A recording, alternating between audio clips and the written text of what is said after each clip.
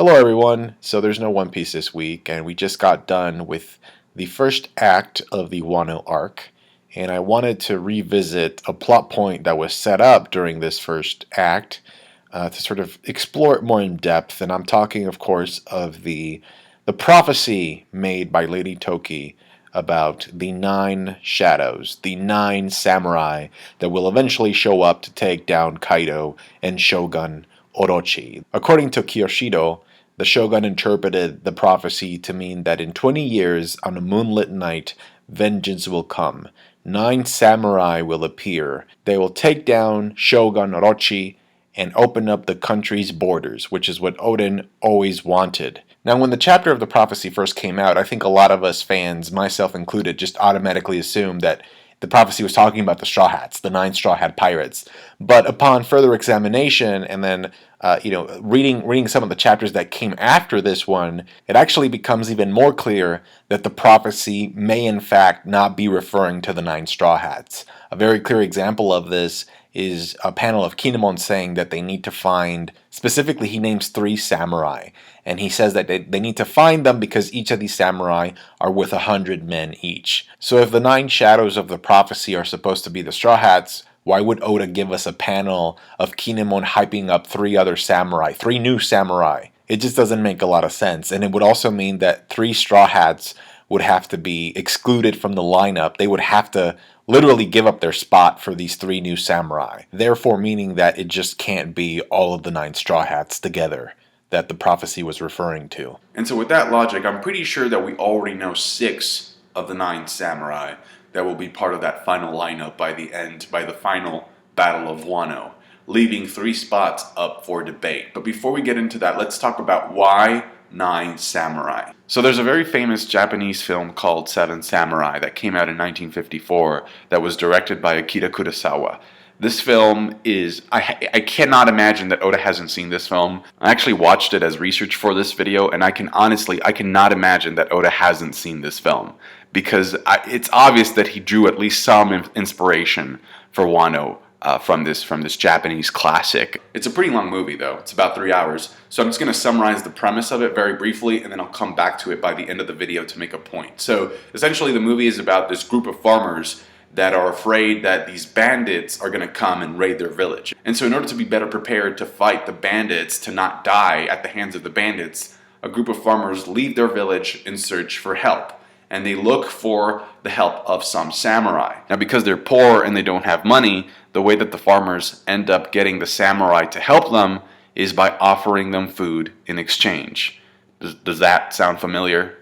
I mean, that's literally Luffy. Luffy helps people because people feed him. In fact, the very first samurai that ends up joining the farmers and actually is the leader of the group of the samurai ends up being recruited or ends up joining the effort of the farmers because the farmers give him a bowl of rice, which I think is funny because that's exactly the same thing that Tama gives Luffy in the beginning of the Wano arc. So the 9 samurai of Wano are a reference not only to Oden and his 9 red scabbards, but also to this movie, Seven Samurai. And I think the reason for why Oda decided to go with 9 is because it's more interesting that way. Because not only does he involve more characters, but also by making it 9, he creates more discussion. Like I said, a bunch of us thought that the 9 shadows, the 9 samurai, automatically meant that it was going to be the Straw Hats. And now we're not so sure. But anyway, out of the entire Straw Hat crew, I'm pretty sure that at the very least, Luffy and Zoro are going to be part of that 9 samurai lineup. Luffy's the main character, so he has to be involved to some capacity with this group, either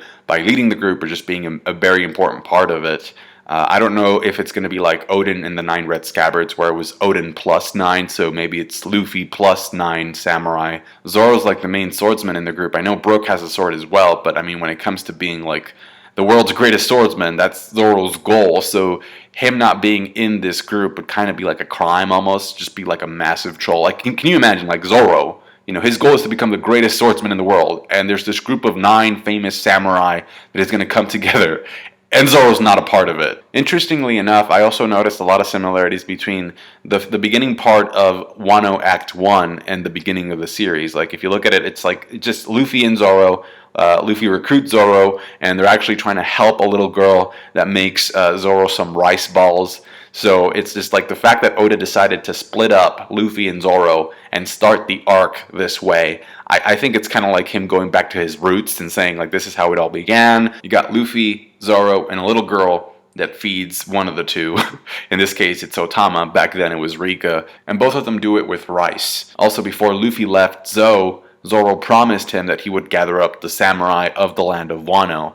And so far, he hasn't done any of that. And so I think that's why Oda decided to split Zoro off from the main group and have him go on his own little adventure, because he's definitely going to be involved in some capacity in bringing these 9 people together. I also talked about in a previous review about how the symbol that Kinemon is using to represent the uprising and this rebellion, the symbol for that, it's a little card that he has that he's giving out to people, is actually Luffy's face in Gear 4th. So again, Luffy and Zoro are my first 2 picks for being in this group of 9 samurai. Third pick would probably be Okiku, given how early she was introduced into the arc and also how mysterious she's been ever since her introduction. She also, for some reason, kind of knew who Shutenmaru was. When Holden was talking about him, like you saw a panel of Okiku thinking, and she was like, Shutenmaru, almost as if the name sounded familiar to her. She's a legit samurai with a katana. We know that she's a lot stronger than what she appears, due to statements by Luffy saying that she's actually very strong, and Zoro saying that he feels she's hiding something. In fact, because of those statements, I started thinking, like, what if she's actually one of the calamities in disguise? And for a moment there, I actually thought that she could be Queen, sort of trying to infiltrate the samurai group and try to take them down from the inside out. That being said, we do know that she was part of Kinemon's group 20 years ago, because she was one of the people that made the time jump 20 years into the future back then, thanks to Lady Toki's power. And speaking of that time jump, I'm pretty sure we have to go back to it at some point during another flashback, because there's still a lot about that scene that we don't know. We don't know what Lady Toki looks like. We don't know what Lady Hiyori looks like. There was another character that Oda drew. He's wearing an Amigasa hat during that scene, and we don't know who that character was and what happened to him or her. If you want to check it out again, he appears in chapter 920, and he's also wearing like a karate outfit, like a karategi as well. And that brings me to my next point, which is that maybe that character could also be one of the 3 named samurai by Kinemon. Those 3 names are Kawamatsu, Denjiro, and Ashura Doji. Now, we already know who Ashura Doji is. He was introduced to us as Shutenmaru, and we know that he's strong enough to slice Jack up, and not just slice him up, but also break one of his scythes, one of his blades. And he seemed to do it kind of casually, just matter of fact, like, whoop, here I go. He's also strong enough for Kaido to want to recruit him, and he's also the leader of a group of mountain bandits, which is good because Kinemon stated that ideally they would want their forces to be 5,000 strong. So they need more men, they need more people. We also know that Ashura Doji / Shutenmaru fought against Odin at some point. We know that he respects Odin and he misses his leadership, and he was kind of like the big bad of Kuri. You know, Odin had to take him down in order to just sort of like regain that territory, because it was just full of chaos, and Ashura Doji, Shutenmaru, was kind of like the leader of all that stuff. So he got defeated, and but Odin was a powerful guy, we know, because he had King's Haki.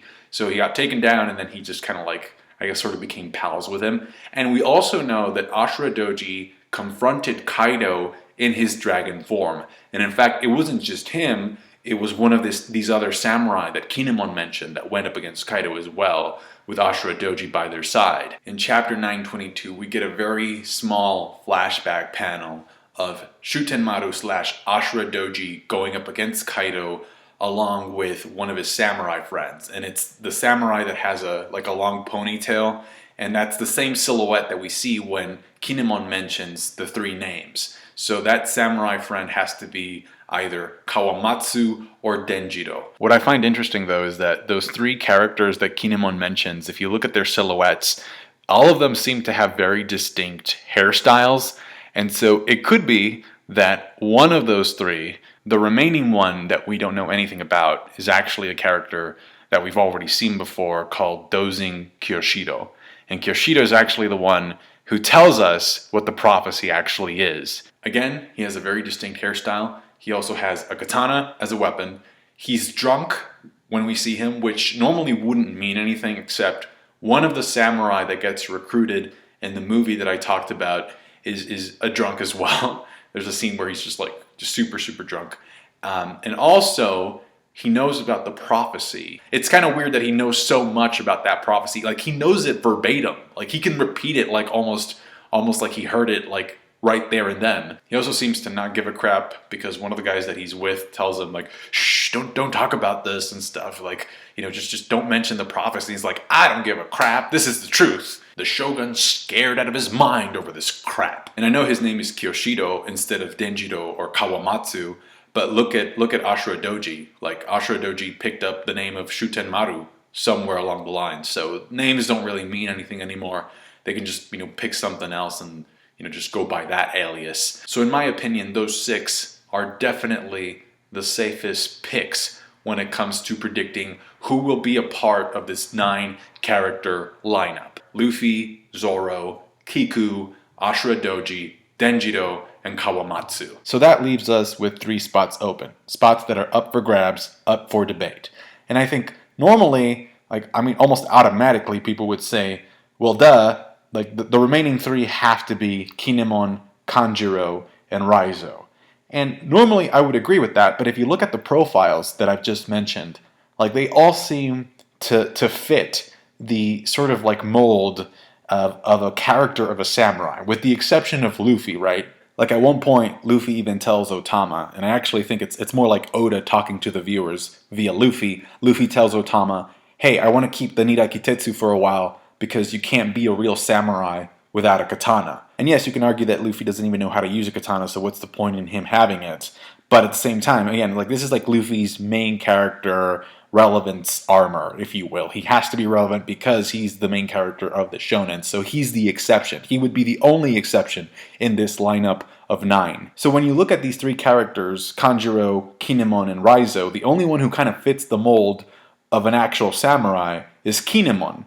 Okay, because he has the katana, he has the robes, he dresses like a samurai, all that stuff. Raizo, on the other hand, is a ninja.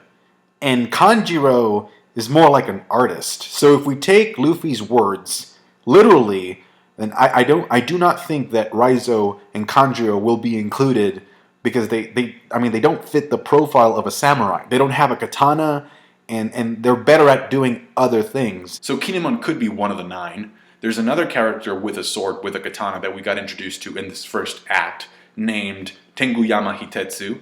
And Luffy got the Nirai Kitetsu at his place. He looks like a Tengu. He was Otama's master. He wasn't in the act for very long, and I kind of got the impression that he was more like a blacksmith character, somebody who knew a lot about swords and stuff, but he was ultimately there to sort of just wait for somebody in order to hand the Nirai Kitetsu to. That's kind of the impression that I got. He just kind of seemed like one of those characters that you go to in a video game when you want to upgrade your items. But then as soon as you get the item, you just leave, and you rarely see them again.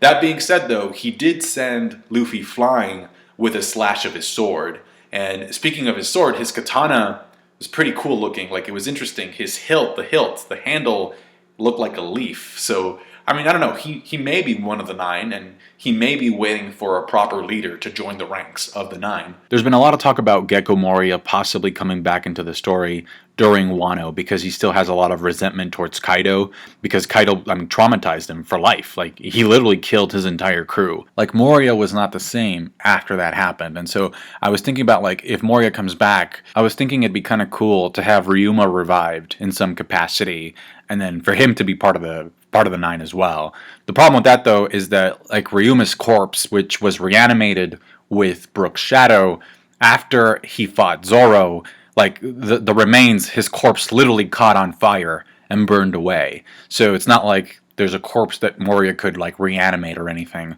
But I do remember that Zoro said something I really wish we could have met each other while you were still alive. And so if it's going to happen, it's going to happen in Wano. Now, for the most part, it's pretty much agreed upon that the Ryuma that we got back in Thriller Bark was considerably nerfed because it was being reanimated by Brook's shadow. It's not like this was like Ryuma back in the day, back in his prime.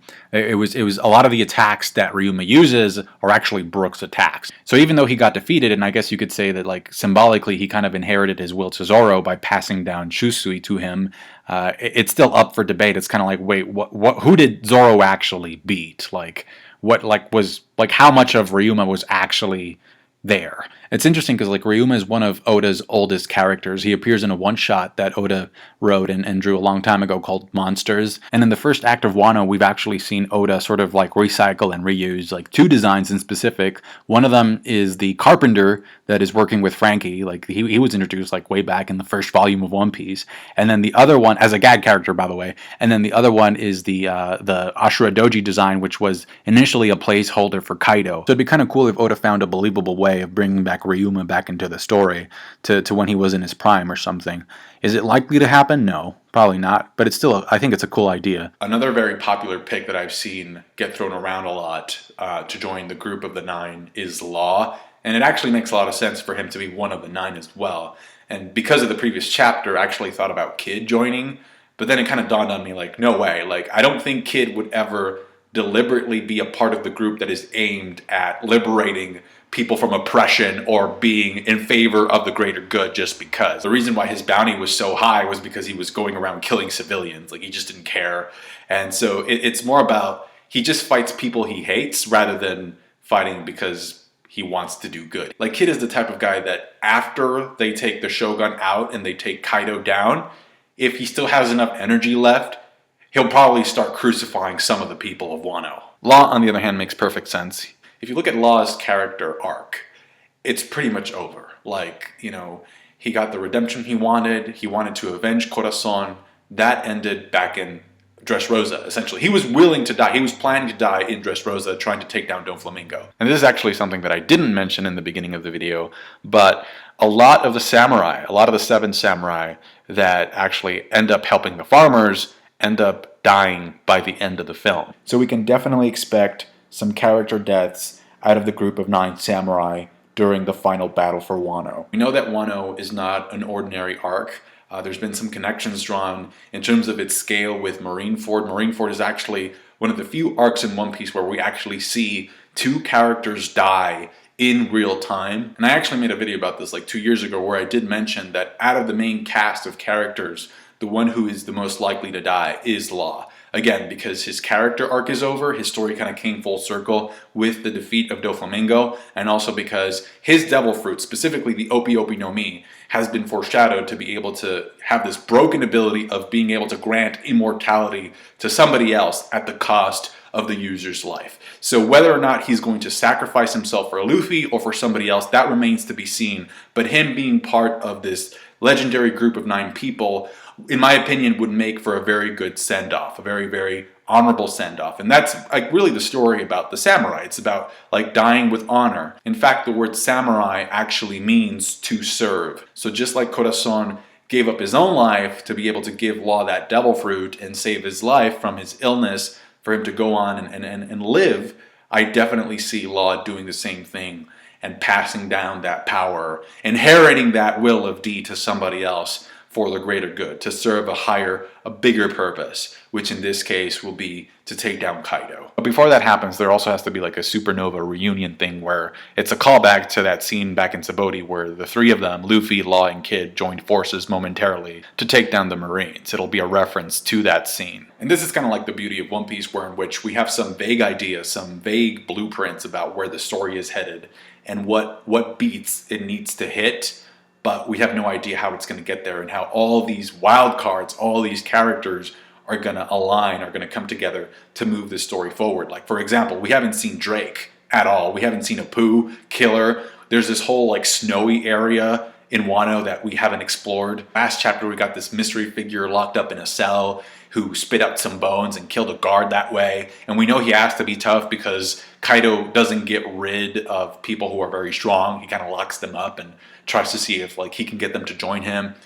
We are expecting an admiral to show up in this arc as well, at least one admiral. And there's also been talk about Big Mom possibly also playing a role in this arc. So there's still a lot of opportunities for plot twists and wild cards that we just don't know what they're going to do to the game. To the point where you could actually talk about these things for hours, and even then you still wouldn't be done covering like every single aspect of the story of One Piece.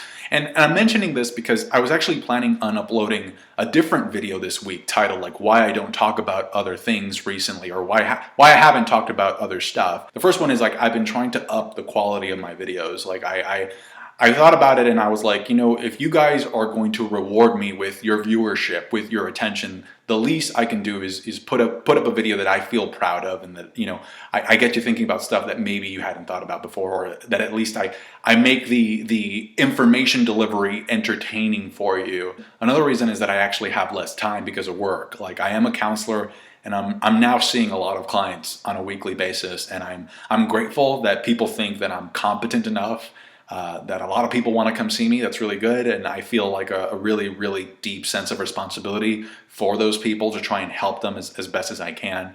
But like after a full day of work, like I'm dead. Like I just want to go to sleep. I want to rest, want to recoup. But then mainly though, like the biggest reason, and this is true, because even if, you know, I came back from work, because I love my job so much, even if I came back from work exhausted and there was something that I actually felt was captivating and I actually was invested in, I would probably like do videos about that thing. But right now, there just doesn't seem to be anything that captivates me as much as One Piece does. Like, there's a lot of crap floating around, just a bunch of stuff that just I don't feel like is like worth my time. So I really have to be smart about how I use it. And maybe soon enough there'll be something that I can do that can talk about. Like the only thing that like comes to mind is like right now is like Game of Thrones and Avengers 4, everything leading up to that stuff, and then One Piece, and then, you know, possibly the Dragon Ball movie that's coming up, which I don't know what the story for that. I still don't know what the story for that is going to be. I just see a bunch of action, but no story. So I'm just letting you guys know. Also, Attack on Titan season 3. I don't know what happened with that.